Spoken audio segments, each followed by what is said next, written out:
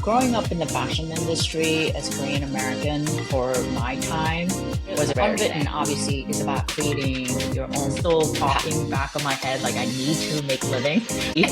I cannot be starving. Journey, didn't have all the glitz and glam. Learning is that we don't always have to win. We don't always have to win. What is the unwritten story about you, and what will be your story? Hi everyone. Do me a quick favor and double check that you are a follower or subscriber wherever you listen to the show. I'd be deeply appreciative. It's the best way to ensure you never miss one of these conversations. Plus, it's the simplest and easiest way to help us keep all the moving parts of our show going. You all are on this journey with us, and I want to personally thank you. Thanks for joining us on the Unconversations podcast. I'm your host, Dr. Alison. What do Gloria Vanderbilt, jeans, AI-powered design, and 3D denim all have in common? It is Kirsten Lee. Kirsten Lee is the Chief Marketing Officer of One Jean Group. She is, I can't even begin. I'm just so excited to get into our conversation today. But what you do with blending creativity, tech, and moving the fashion industry forward without losing its soul is actually extremely inspiring to me. And I would love to welcome Kirsten Lee to the show. Thank you, Dr. Alison. Well, we are going to kick things off, which I like to do a segment called the UNwrted Effect. And this gives my guests an opportunity to think. I know you're already smiling already. I love that. This gives my wonderful guests an opportunity to think of 3 words with a prefix of "un" that have just inspired them, not only personally, professionally, but also in their leadership evolution. And this also gives us a moment to sort of give ourselves time to reflect not only who we are, but where we actually would like to go and continue to go. So, Kirsten, I would love if you can share with us your process that you went through when I asked you to think of these 3 unwords. First of all, thank you for inviting me. I think I mentioned this to you before. I love your platform because, we do need to do more of the celebration, bringing women in leadership today, bring it together and really celebrate. And I think your platform is amazing. So I do appreciate and thank you for having me on your podcast. With that said, Thank you. With that said, growing up in the fashion industry as Korean American for my time was a rare thing. Today we have K-pop, K-beauty, K-fashion everywhere. It just became like part of the culture movement. But back then when I was growing up, it was very rare, right? So that's why unwritten, unfiltered, and unrelenting means so much to me. Unwritten obviously is about creating your own path. Like, a lot of times I say this to my team too, be a pathfinder, right? America was built on being a pathfinder. And so we continue to be on that journey today. So to me, that is very important, finding, a new way of doing things, thinking outside the box. And, for me, it wasn't just the words itself. For me, it was the survival skills, right? For me, they remind me the type of person that I needed to be in order for me to survive and be better and continue everything in motions, right? So that's why I felt like those related, I'm very close to my heart with those 3 words as a leaders. Yeah. And, Kirsten, when you said unwritten to me, it almost made me think about unconventional as well. When both of those seem to go because you're very unconventional in your space. And especially when we're talking about the fashion industry. The fashion industry is, it brings us beauty and it tells us stories through clothing. But I would say that not everyone is fully represented culturally when we talk about the fashion industry, and especially here in the States. And you are so much into it, which is awesome, from when you went to school at Parsons, which is, I mean, fantastic. I mean, that is just amazing. What what was it in regards to Unwritten for you from going into this uh, in the fashion industry and starting there? I think Unwritten for me was speaking to possibilities, right? Mm. Obviously being Asian, and I think there's stereotype um, being like, with Asian parents, they want you to be a doctor, they want you to be lawyers. Those are the only jobs that are allowed, right? Yeah, And then that was the written path. And you, exactly. yeah, that was the That written that path. was that was definitely written part. Yeah. I thought I had to be a doctor. I thought if Mm. not a doctor, I did go to engineering school initially. I thought that I had to, play their playbook. Having parents that didn't believe in anything that related to art, they used to tell me that being an artist, that means that you have to starve yourself. We didn't Mm. come to this country for you to starve. We came to this country so you could be successful. So those were the three options, right? You could either be a doctor, you could be a lawyer. Okay, we could accept engineering. Okay, so that was the case. But I really, after first semester, and I was like, I don't think this is what I want to do with the rest of my life. I don't want to sit there. And to me, it was, I always had that creative part about me that I really enjoyed. I love drawing. I was never professionally taught how to draw. It was my, innate ability that I was able to draw, express myself. And for me, because language came harder for me, Mm. some shape or form of expression was important to me, right? I wasn't able to have a conversation in the level that I wanted to convey my thought process, my vision. So art came to me second natural for me to express myself. And then because, my parents still talking back of my head, like I need to make living, I can't be, I cannot be starving. I was like, maybe if Mm. I could, add business side to art, which, fashion just happens to be art and business combined. I was like, maybe, Yes. this will put them on ease, right? So that's how it came about. Yeah, I think there's so many business owners and entrepreneurs out there that probably just when they hear this is going to be like, oh my God, because I think that's the fear that everyone has is I have this, I want to do this. I'm finding passion in this type of work, but how do I do it without starving Right, or even creating more of a struggle for myself? right. Right. So, Right. yeah, Exactly.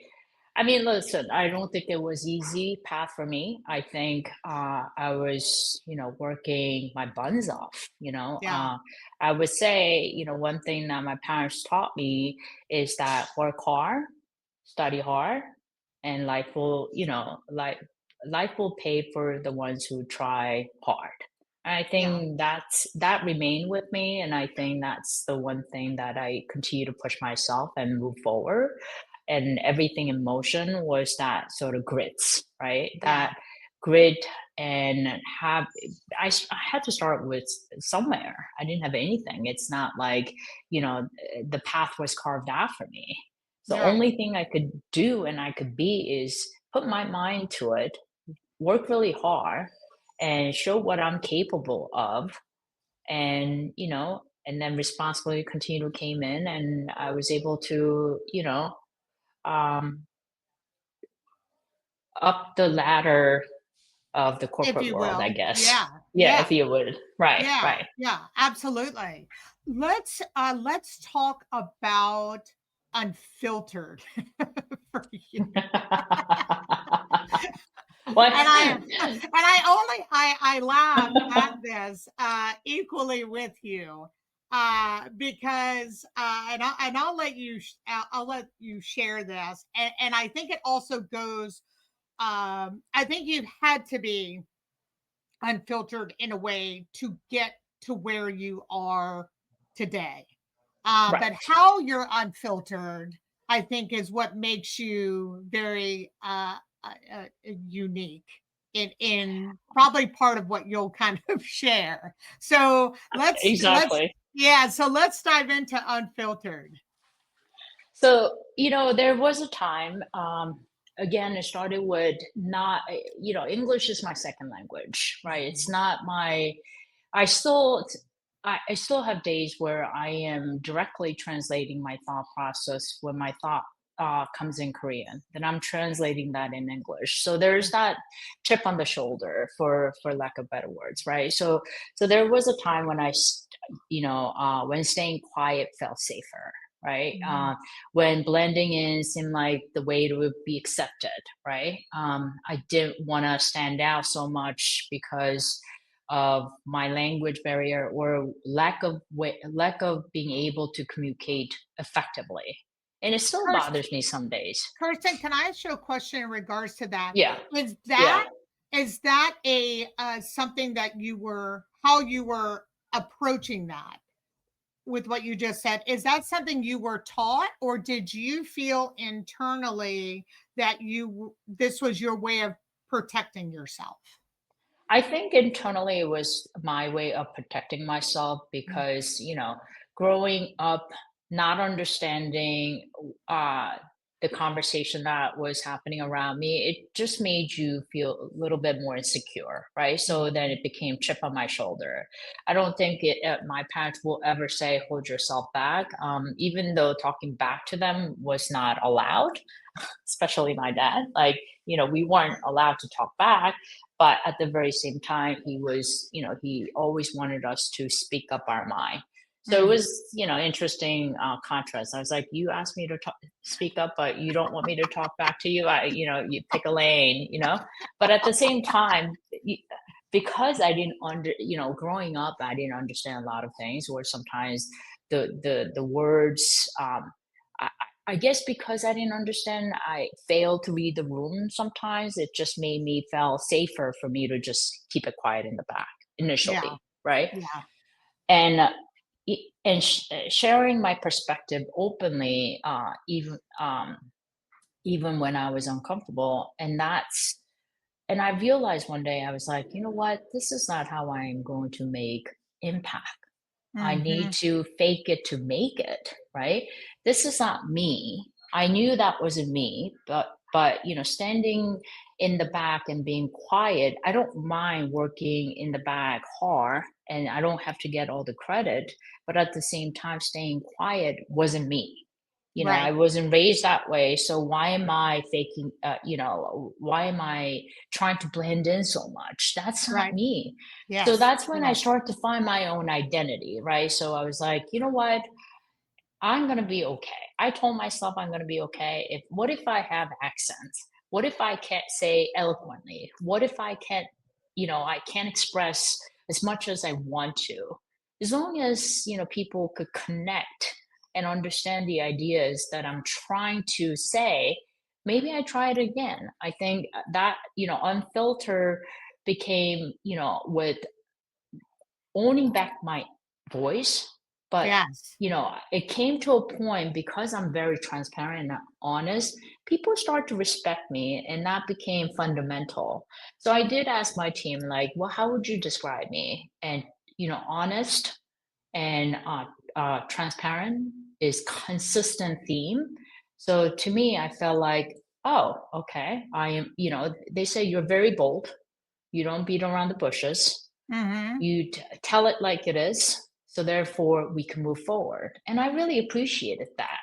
And then initially, even though it's something that I fake it to make it, I think I sort of found myself to, own it, find my own voice, and I came to realize that's how I have to embrace it. To a point, I have to say, this is kind of a funny story. Sometimes, unfiltered comes through like not being able to hold myself back. So even in a meeting setting, like people are throwing ideas and I may be like cussing under my breath. For the longest time, I said, you know what, if I cuss it in Korean, people will not understand. So I'll be like, Yes. what the fuck? I will Yeah. say it in Korean Yeah. and people will not recognize it. But with so many Netflix playing in Korean TVs, I can't even say that now. Everyone understand that I'm cussing. Oh, totally. I think it's really cool that you just talked about, in a way, fake it till you make it. The fake it till you make it, to me, isn't that you don't have the skill set to do what it is that. So I don't want our listeners and viewers to misunderstand the fake it till you make it. But it's more of almost survival in a way to what you were just talking about. It's almost trying to be street smart in a way to where understanding the uh, things that you feel may be holding you back and turning that into, how do I really move forward and achieve what it is I'm looking to achieve. Please continue. Yeah. Yeah. No, absolutely. But I would say it's not like, even though I was finding my voice, I Yes. think I was on that journey, right? I wasn't born all this, like confident 100%. I think Yes. everyone, every girl, they always, we all have that insecure side of us, For right? sure. And we all have that girly side. Um, but we also, but we become wife. We were born as a daughter. That was the only Mhm. job we had. But as we grow older, we become wife, we become leader, we become moms, we become, all this other responsibility. And then you have all these different titles along the way. So you define yourself. Some of them I Correct. wasn't born with it. It's not innate ability that I have, but sometimes I felt the need. So therefore, I still think that sometimes I faked it until I made it to a point where it became part of me. Yes. Yes. That makes So that makes perfect sense. right. One day I realized, oh, wow, sometimes, if even when I am telling my team members, like, just be confident, just be yourself. It's okay if you make a mistake. We learn from our own mistakes. And they're all like, but you're natural, you're natural at this. And I said, no, that's not true. You have to remember, English is not my first language. Yes. Right. Yeah. And they all think that ever since I was a child, that I was able to, talk to anybody, get them to buy into the ideas that, every time I speak with such a conviction that they feel like there's that drive, but some of them are built on. It didn't happen overnight. It happened with time. It happened through experiences, and happened through, part of it is aging, right? We become Yes. wiser. Just like fine wine, Yes. we become wiser. 100% about that.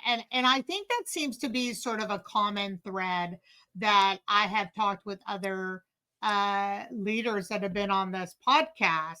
Is I think when they've shown that human and transparent side to their team, it almost puts them at a bit of ease, knowing that you went through maybe a similar experience that your team member is possibly feeling.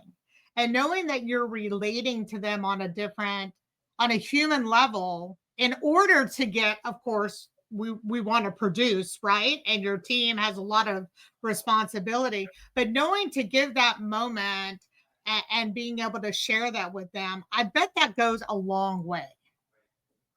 Yeah, I hope so too. I hope so. One thing that I would say, and I said this to you just now too, we Mhm. become wiser. right? Yeah. As days get by, and then we learn from our yesterdays, right? Yep. And we still don't know what our tomorrow will be holding, but we will, we try to be better for tomorrow, right? From the lessons that we have learned from yesterday. Being a designer, and I think it does go back to Unwritten as well, is that, I do encourage my team to, sometimes it's not about uh, sometimes it's not about doing things same or thinking that the problem is that we have to think so much outside of the box. It's about tilting your head only 27.3% degree, just like how the earth is on the axis of 27.3 degree, right? You just don't, it's not about looking ahead straightforward, dead with the head on, full Mm-hmm. speed. Mm-hmm. Sometimes it's just tilting your head a little bit, and that changes your perspective all over, right? So, whether we may not have all the answers today, but we will tomorrow. And I think even today's generation, even with even my children, our young generation, young designers who are starting out, they're all concerned about AI, Yes. right? Yes. AI taking over, AI doing their job. And every time we try to implement something AI, and I say this to my team too, like, don't let AI be the owners of you. Be the owners of AI. More you know about AI, you could be the driver. But if you are, you're afraid and you're shunning away from it and you don't want to be part of it, then it will come and take over you and your Yeah. life. I want us to touch on that. So I'm very happy that you brought that up because I for sure wanted to make sure that when we kind of get deeper into your journey, I think that is such a relevant and important part for us to bring up because I don't think it's only the younger generation, but I think it's also people in general that are worried about, for example, their jobs being completely replaced. So thank Right. you for bringing that up.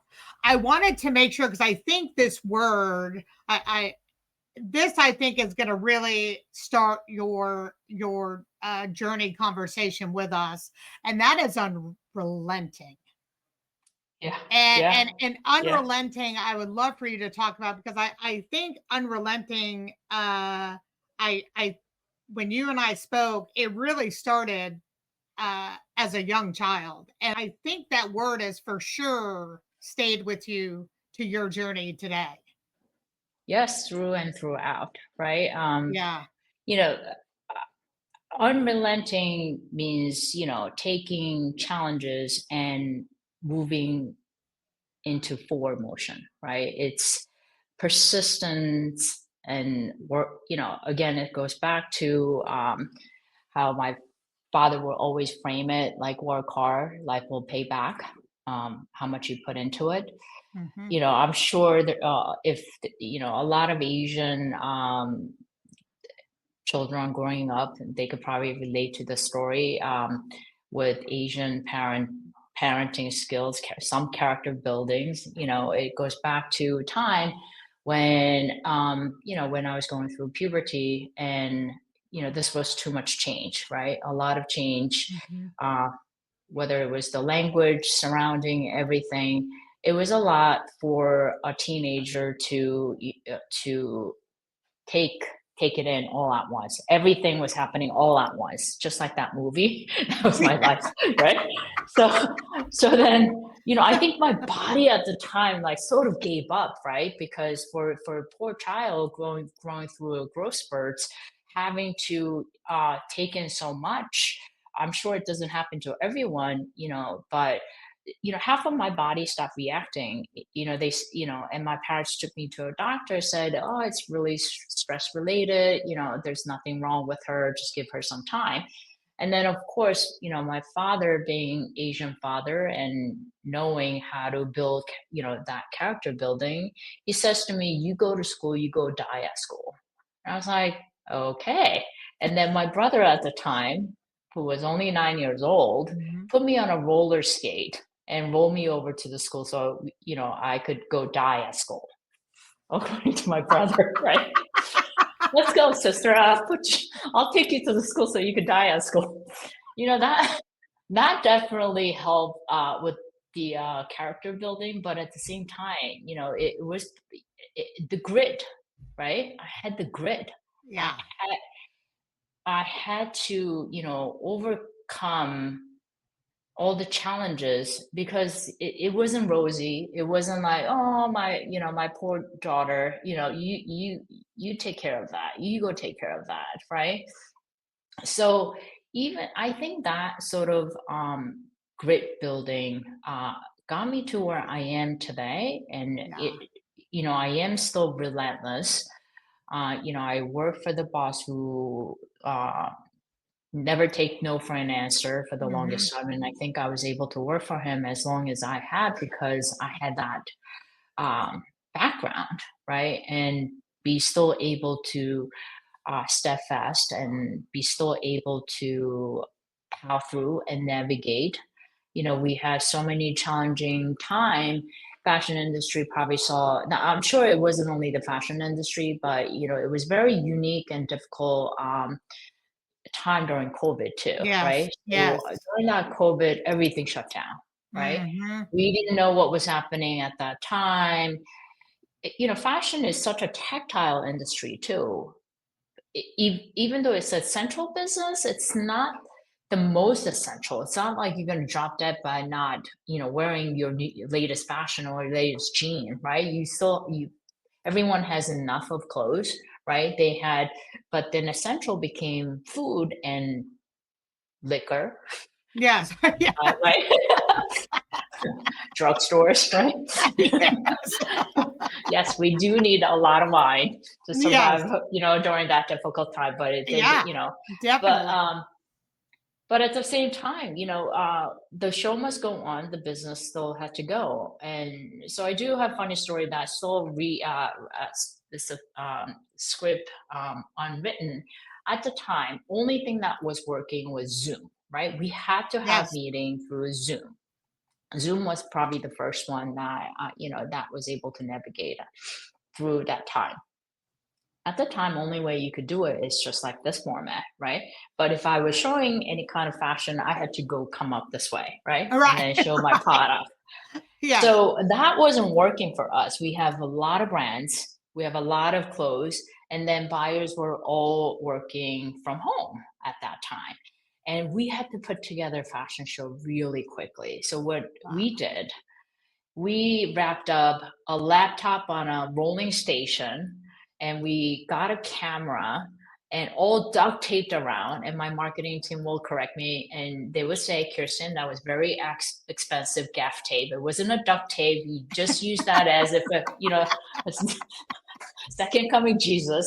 But Yeah. we didn't have any other tools. So Yeah. the gaff tape, duct tape, the entire videotape just remind me of Dr. Brown from Back to the Future, the first generation car, because we just came up with the idea, but light, put the mic, every time we found out what was missing, we needed a separate microphone, we need a LED light, you can't see it, so I was using my phone lighting next to it while we were duct taping, and we're like, okay, let's buy a LED light, it's so everything started to get added. But we had one of the best fashion show during that time, and everyone was like mesmerized. How are you able to conduct so seamlessly? I feel like I'm in a live TV show. Yes. But again, it goes back to unwritten, but it's also related to unrelenting, because I was not going to settle for showing our customers the conventional way that we only had tool for. We had to be Yes. very creative, and we had to come up with the ways that we could communicate. I Yes. say this, fashion is not just about looking pretty. Fashion is a form of expression and communication, right? And Yes. that's why Absolutely.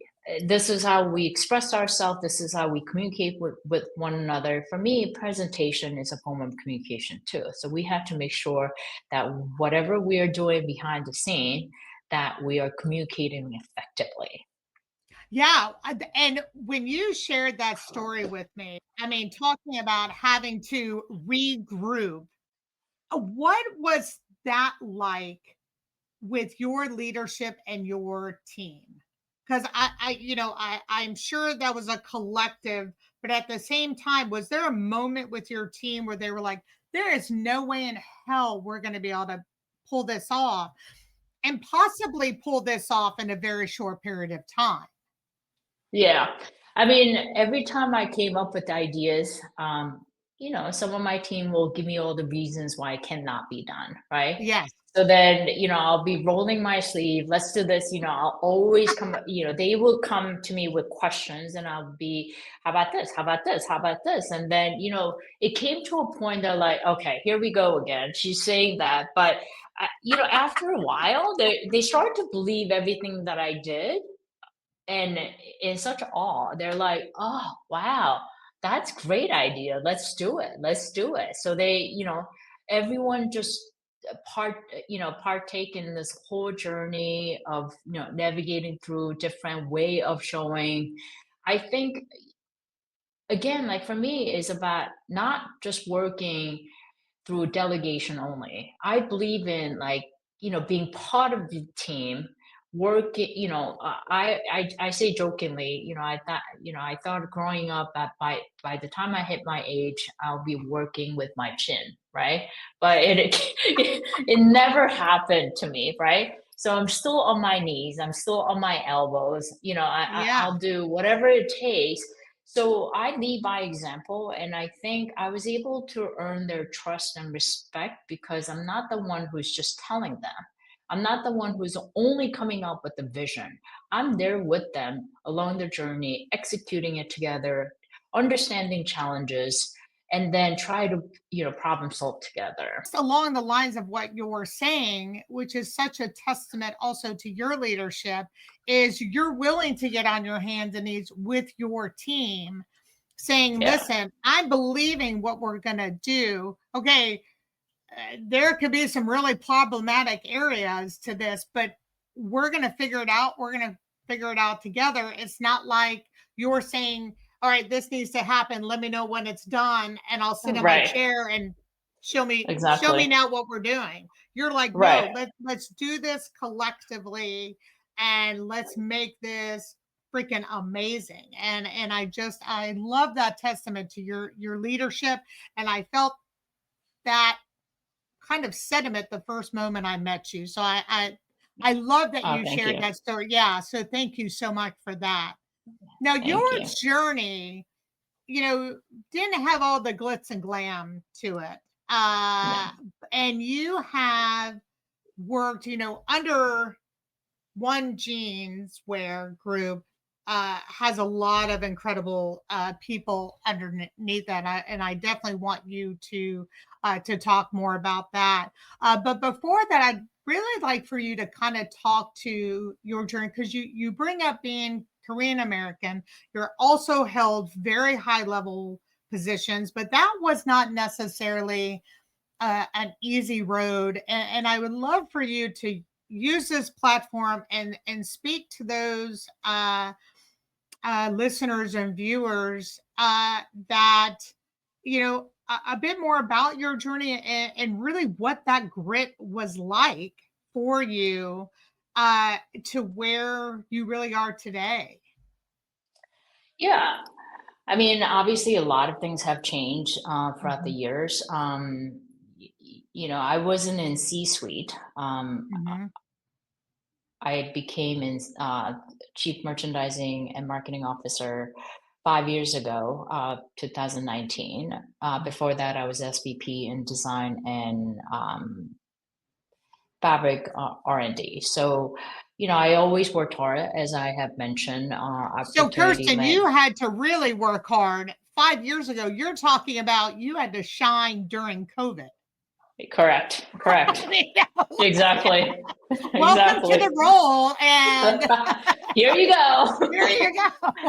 Here you go. I Yeah. became CMO the fourth quarter of 2019, and Oh my gosh. 2020 March is when we shut down. So I Yep. did listen, as soon as I came on board as a C-suite, just like everything in life, Wow. I had to prove myself, but also had to navigate through very challenging time of our time, right? Yeah, It was, definitely. there was no written book, there's no playbook. No one knew how to navigate through this, difficult time. You had And to at that time, navigate not only through your business, then right, you had to navigate through people's health, which was right, most important out of everything.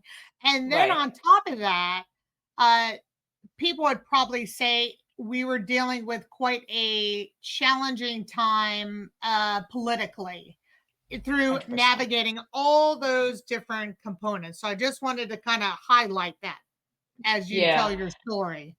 Right. Yeah. If I look back, I'm not sure how I did it, but I think, again, because of that grit and relentless, um, and then being able to write news stories, Hmm. all that helped me through survive. Right. Yeah. I think opened the statement saying it's a survivor skills for me. And Yeah. it actually played that role in every aspect, even when I finally became, the position that I wanted to be in for the longest time, in that ultimate leadership. And I came in, and of course, life is like, here's another test for you, navigate this. Kirsten, And can I ask you this question with that? Because you sure. mentioned survival again. And I want to ask you, do you feel that when you got to this role of chief marketing, do you feel that perception of survival is still in the back of your head, or did that uh, definition for you sort of kind of dissipate a little bit more? Or is it constantly sometimes playing in the back of your mind? I think constantly it's in back of my head, right? I think surviving, for me, it's not a negative thing, right? It's not, I was going to ask surviving means, you to define that. Yeah, right, some people right, would think that it could be. Yes, please right. define that. Surviving for me is not like, okay, if it's not this, I'm dead. That's not it. Surviving Mhm. means pathfinding, navigating, and moving forward, and understanding the steps that I have taken. It, I want to be able to. What one thing that I promise myself is that I'm always going to remember where and who I am and where I came from, for me to understand where I'm going. Right. That's So beautiful. I I love that. so so for me, survival is not just living. Mhm. Survival means, how am I going to move forward? How am I going to do better than how I did yesterday? Right.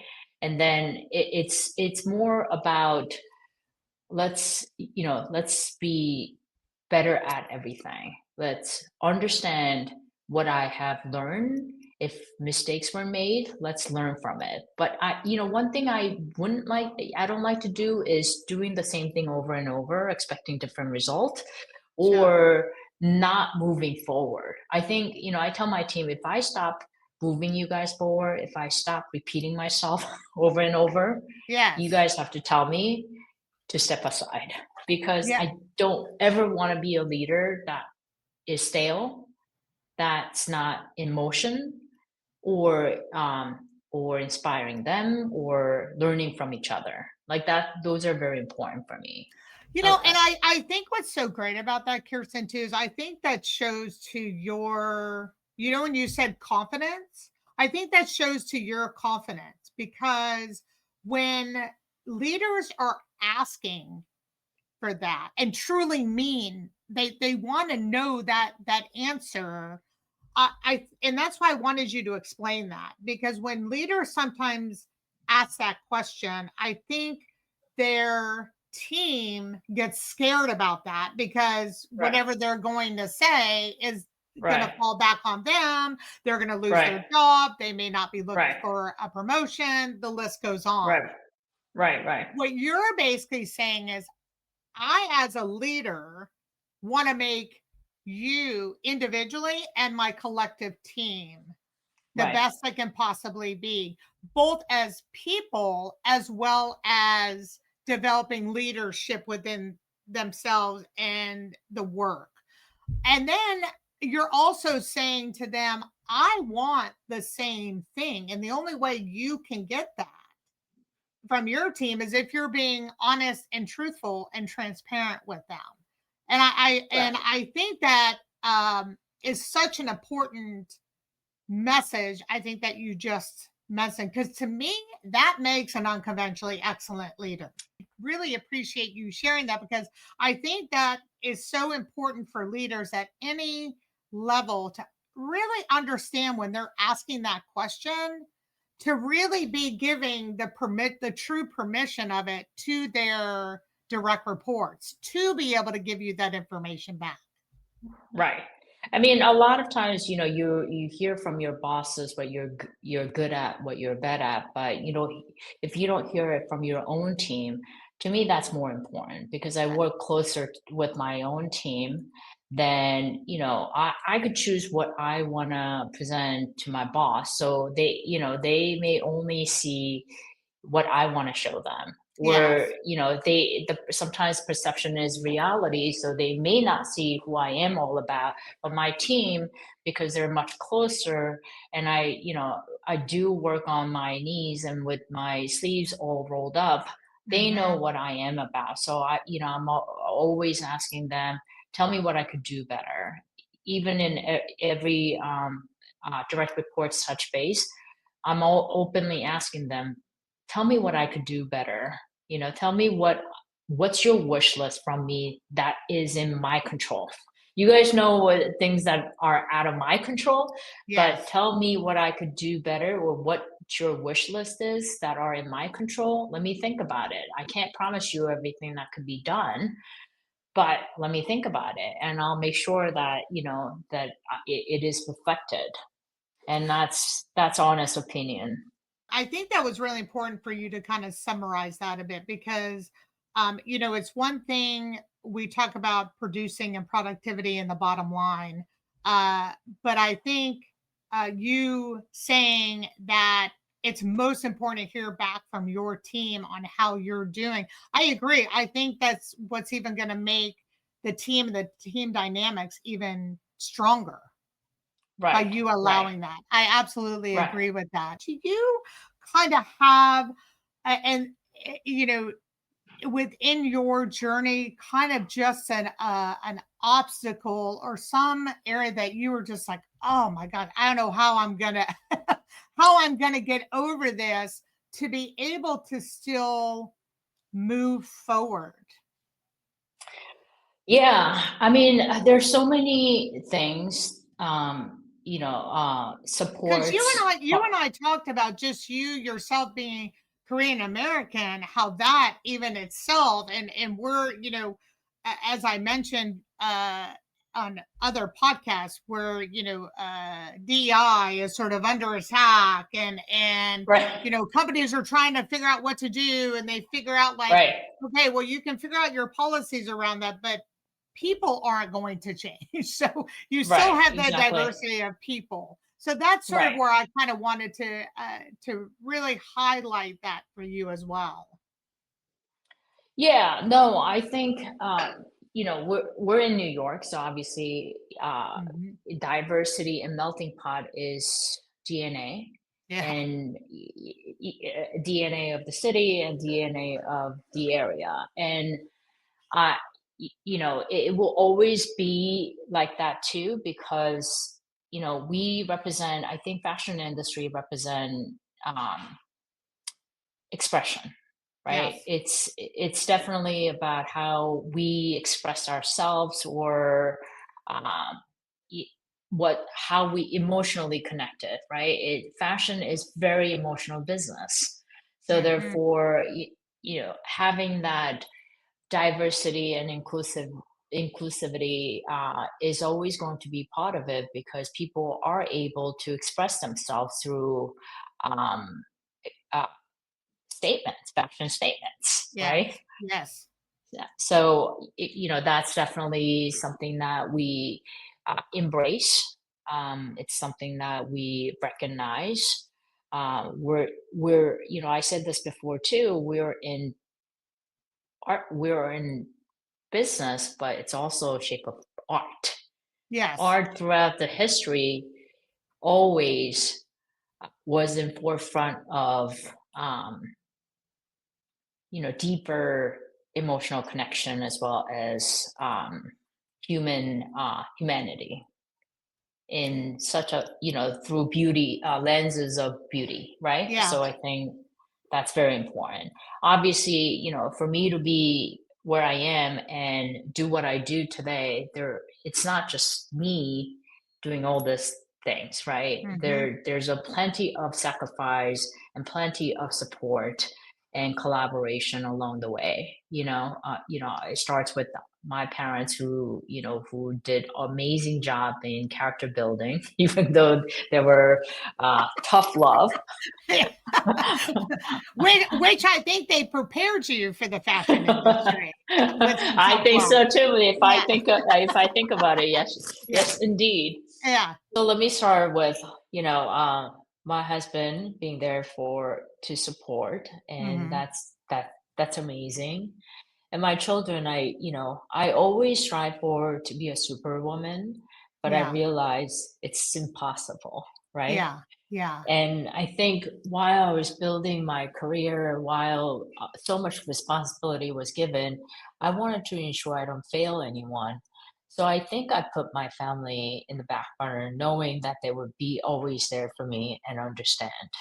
Sure. You bringing that up is exactly the reason why I want wanted to do this podcast and highlight you in particular and leaders that feel, because when they're in these leadership roles and they are, for example, the breadwinner, if we should say, but that's not minimizing their huge important role that they're doing in supporting not only your dream, taking care of the business, the family business, if you will, and how that works. So I think that is so important and beautiful that you shared that. So thank you so Thank much. you. I wanted to also ask you, when you talked about unwritten, unfiltered, and unrelenting, was there something in your leadership in particular that you felt like you had to unlearn and and I would say be possibly a more effective leader, possibly? That's actually a very, very good question. I think unlearning was something that I start to think And I lately. don't mean effective in producing, just just you Right, as a right, leader. Yeah. right, right. I think it goes back to being wiser, right? When you're young, and when you were fearless, when you only have nothing but drive, sometimes you just don't realize, something that you're saying or something that you're doing, you didn't Mhm. mean for anyone to get hurt, but along the way, if there's only one winner, right? So Yeah. along the way, Yeah. the Yes. people who may not come in the first place might have gotten hurt. And what I am, after all this time, what I am unlearning is that we don't always have to win. We don't always have to win every game. It's not about finite, it's about infinite, right? So I think that's one thing that I am unlearning, and trying to, tell people. I've been speaking to effectiveness and efficiency. Let's figure out how we could all be effective, but I start to realize we're a human being too. That's the Yeah. beauty of it. That's what separates us from AI. Yeah. That being able to make a mistake and not being perfect 100% of the time, not being so right about, being righteous or so being so right 100% of the time is not what it's all about. It's not, if we're going to play that infinite game, it it's all about learning when to slow down, when to understand, what or take a pause to rejuvenate. It's not about constantly go, go, go. We Mhm. have to win this game. We Yeah. gotta do. Have to hit. It's about life. If I look back and I don't think I've ever stopped, but I want to still be able to be on that pathfinding journey, finding who I am all about. There's so many stories that hasn't been written. I want to wake up in the morning and still be excited about what am I going to write today. And there's a reason why there's a period after each sentence or a space between each paragraph. It's for us to take a breather, right? I think that's what I'm learning about. And as a leader, I like to let everyone to understand it's okay for us to slow down time to time, look back, look at the journey that we have taken so we could write a new book, so we could rewrite or reinvent or retell the story or write whole new story go forward. Unless we're pausing for a moment, I don't think anyone be able to do it in a way that we want to. Yeah. And I really take that to heart what you're saying, because someone in your field, and after learning about you and reading your bio, and especially with what you're doing with the fashion industry itself and technology, and having to uh, kind of be up to speed in both of those camps with what you're doing in your role, but also going, that's here, but we also don't want to lose sight of us as human beings, as well as our customers and our clients are also human beings. And Exactly. yeah, and I think that is just so beautiful on how you just said that. So I'm grateful that you shared that. I appreciate it. So I Yeah. want to leave some time. I asked you to, you've been on the hot seat here for a bit, and so I thought this is always fun because I like my guests to ask me a question. So, what is the unwritten story about you, and what will be your story go forward? Wow, that's amazing. I would say the unwritten story for me now was because I have shared my journey uh, being diagnosed as a young child with a learning disability, and so when you were talking about faking until you make it and surviving, I felt that resonated so much with me because when I was diagnosed, there weren't really wonderful words to describe it. And so that haunted me. So my smarts and how I am never really got to shine. And I had this piece of paper that I carried all through college so I could get accommodations that I needed. Wow. Wow. And so I felt that, and of course, talking about being unrelenting, and that is why I ended up getting 2 master's degrees and a PhD, because I was like, Wow. no, I am Wow. smart. Wow. I am smart. Wow. And so yeah, that was me kind of sort of breaking out of my uh this sort of shell that I lived under of, someone who had this learning disability, and I became very Wow. self-conscious about it. Wow. And so I had, I would have people proofread my emails for me. And so I'd get a little conscious, when people sometimes send me things back, even today in red, I'm like, could you pick another color, like, green or something? I have an aversion to red. Wow. But the unwritten for me moving forward is really the work that I do with my clients and helping them find their unwritten stories through executive coaching and helping them with their businesses by really understanding more about themselves, which is why, again, I love doing this podcast and being able to showcase individuals like you, Kirsten. I mean, just you Wow, being able that's to be so beautiful.